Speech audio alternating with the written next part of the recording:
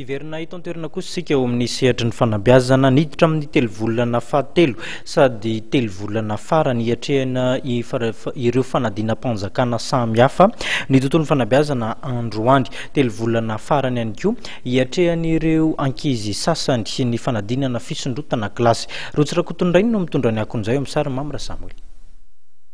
Niditra androany ireo mpianatra anokatra ny telovolana fahatelo amin'ny fampianarana.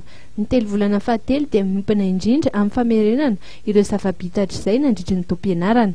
Raha ho an'ireo mpianatra eny amin'ny sekolim-panjakana manokana dia nambaran'ireo mpanabe fa ny telovolana fahatelo farany ny tena mazana indrindra amin'ny fampianarana satria tsy maintsy ezahana atao izay ahaizan'ireo mpianatra ka hahatonga vokatra tsara. Anisan'ny fomba iray ahafana mitsapa izany fahaizan'ny mpianatra izany indrindra ny fanadinana andrana na ny examen blanc indrindra ho an'ireo izay karakara ny fanadinam-panjakana.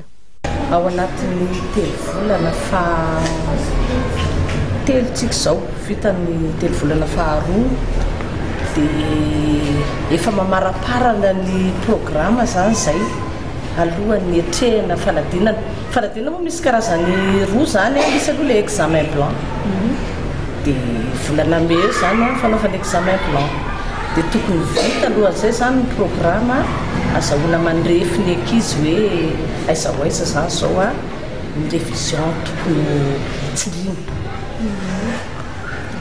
Atolon'ny ray aman-dreny zany le principe ataony anarahany maso ny ankizy satria ny fomba fampianaran'ny ray aman-dreny tsy mitovy mihitsy amin'ny fampianarana amin'izao fotoana dia omena ny toromarika rehetra ilaina momba izay dia eo ihany koa ny sakafo na dia krizy aritsika dia mba atoro azy ihany izay farany kely indrindra azony atao zany ho an'ireto ankizy afaka fanadinana. Mandritra ny volana May moa no anatanterahana ny examen blanc ho an'ireo mpianatra hiadina ny CEPE.